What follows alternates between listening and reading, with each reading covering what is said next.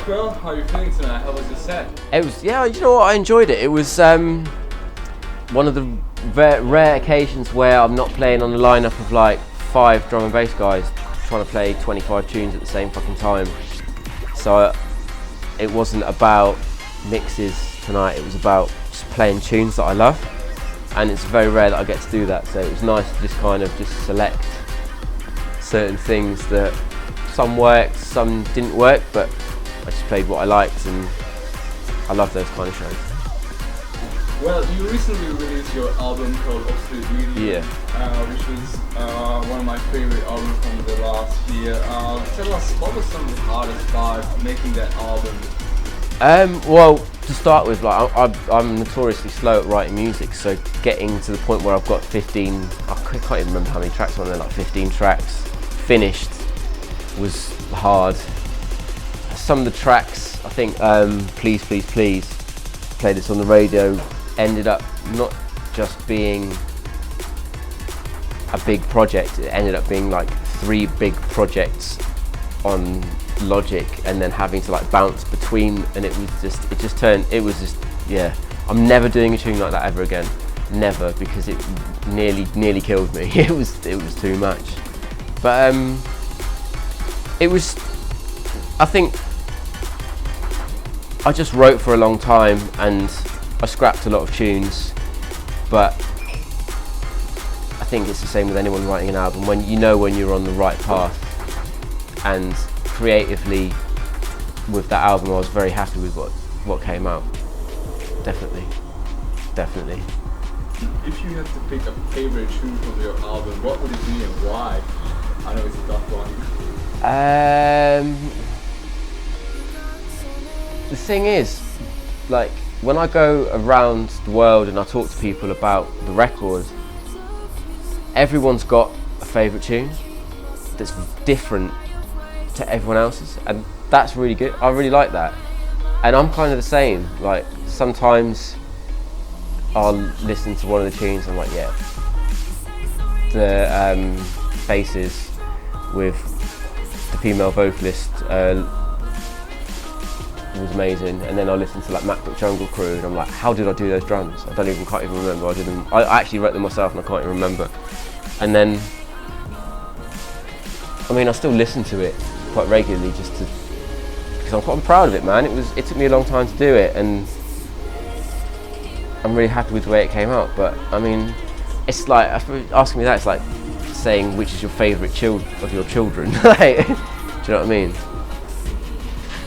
I don't think if you asked a parent like which is your favourite kid, they couldn't really tell you. I mean, it's the same with all of my tunes. Like, I love them all the same. Now that you tackle your first album, do you think you are ready for your second album?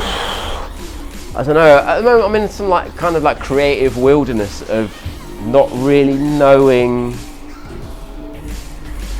what I want to do, or what I want to write, or where I want to take my music. So I don't think right now it's wise for me to start like a big project. I think it's going to probably take a couple of years of me just kind of writing and seeing what sticks and what doesn't stick, and then just kind of making a decision from there. I don't want to go straight into writing a second album, because you hear like certain people just banging out albums year after year, and you'll hear like, yeah, the album from 2014 sounds exactly like the album from 2015, but you've got the cool vocalist from 2015 on there and not the cool vocalist from 2014. And you've done another one in 2016 which sounds exactly the same as the other two, and you've got the cool vocalist from it's like, that's bollocks. I don't want to do that. Like, that's some fucking like Justin Bieber shit as far as I'm concerned. Like, I want to find my next sort of creative space and work from there, and not like people like that produce commodity. I don't want to produce a commodity. I'm just trying to write music that I'm feeling and that I'm happy with in a creative sense. And then when I'm there, then we'll talk albums. So what can we hear from Rockwell this year? There's going to be a little sort of present for everyone very soon that's not going to cost any money. So looking forward to that. It's a track that's been on the internet already that a lot of people have been asking me about, so I'm just going to kind of give something back to the people that have been supporting me. I wanted to kind of do something where I could sidestep the whole sort of label promotion. Let's sell some music, let's do some Spotify stuff. I kind of wanted to sidestep that and just give something direct to people. So that's coming very soon. I'm also working on another EP, which isn't drum and bass at the moment. I played one of the bits off there tonight. And yeah, just writing and touring and festivals and going on holiday in August, which I'm very much looking forward to. Yeah, that's the next couple of months. Past that, we'll have to wait and see. Last year we seen Alex Perez left Shogun Audio Yeah. after releasing his second album, Yeah. and more recently we saw Spectre Soul Yeah. Shogun Audio as well, Yeah. opening their brand new label called Ishchat. Yeah. Can we expect Rockwell to leave Shogun Audio soon? The thing with Alex and Spectre Soul is that they had 2 album deals and they've done 2 albums, and they are both accomplished enough artists where they are at the point in their careers where they don't need a label. And if I was in the same position as them, I'd do my own label as well. So you can't like, and it's great for the scene. It's great for the drum and bass scene. I'm all for producers starting their own labels. I'm all for producers starting their own labels because a lot of the time I don't think a lot of the labels that are around today get it right. And I think you speak to any producer from any label and they're always like, oh, the label's done this, the label's done that. I think the more producers in drum and bass that own their own labels, I think that's what makes a strong scene. What at the moment, like what? There's like 4. You can't go for the next 10 years being 4 labels in drum and bass. That's not gonna do anyone any good. You need a scene, and you need it to be healthy, and you need vibrancy, and you need like outlets for the music. And I think the more producers, decent producers that are starting labels, all for that, 100%. Who are the drum and bass artists that you're feeling at the moment? I really like what Alex is doing. I love what he's doing with Epron. I was a big fan of Epron for a while, and I've been a big fan of Alex for a while. And I love what they're doing together. I love what he's writing by himself. Playing a lot of tunes by a guy from Bristol called Lakeway, who is writing tunes at sort of like 160, 170, which aren't influenced by drum and bass at all, and that's the kind of stuff that I look for. Really feeling a lot of new Spectre style stuff on the new label, the new EP that they've got coming out is going to be really sick. What else? A lot of the Exit guys. I love the Richie Brains project. I love what Fixate is doing. Love what Sam Bing is doing. I love what Noisy are doing, but I don't like the majority of the neurofunk that's about at the moment. I think it's bollocks, and I think if we're not careful we're going to do a dubstep in 2000 and it's going to go because everyone's just making the same fucking tune. Am I right? Yeah, you're nodding? Yeah? It's just like, there's some other keys than E and F, and stop using June Miller's drums from that sample pack. You know you're doing it and I can hear it, so stop doing it. Who are the drum and bass artists that you always wanted to collaborate with, like, you know, for the chance?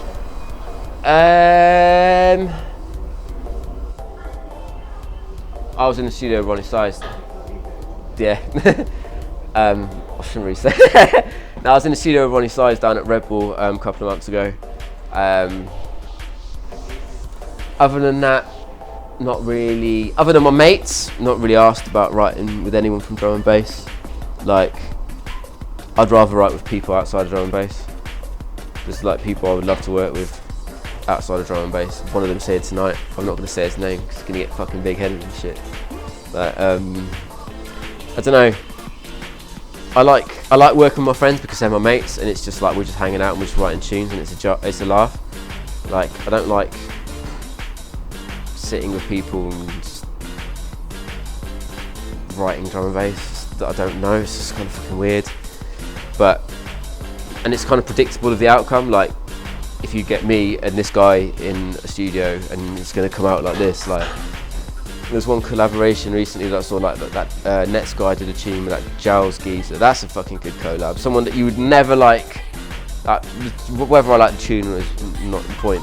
The fact is just like, fuck, how the fuck, like, you wouldn't put them together.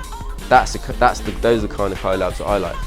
So, I mean, like Ronnie Size to me, when I was going to uni in Bristol, I was going to his fucking gigs every week, going to like Full Cycle Sundays, going to like Drive By at Creation, going to like Drive By at Bristol Academy. And that's what I grew up on, drum and bass wise. To be in the studio with him was amazing, and he's a super nice guy, and we got a vibe, and yeah, it was sick. But other than that, I don't know who I'd like to do tunes with. Like someone like Singe and Hawk. I'd love to do a tune with Singe and Hawk. I'd probably just be sat in the studio just like, oh, fuck. He's sick. Yeah, he's proper sick. His sounds amazing. Yeah. To be honest, I don't really listen to a lot of dance music. I'm listening to a lot of bands recently. So yeah.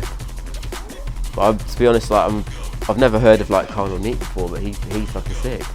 Yeah, I'm definitely going to be checking them out when I get home. You've played in Hungary for a few times now. Are there any memorable moments playing in Hungary? What's your best memory playing here? I love playing this boat. I always fall down them fucking stairs though, every time. I haven't done it tonight, but I will do it later when I've had a few more Styrofoams, trust me. But yeah, I love playing in Hungary.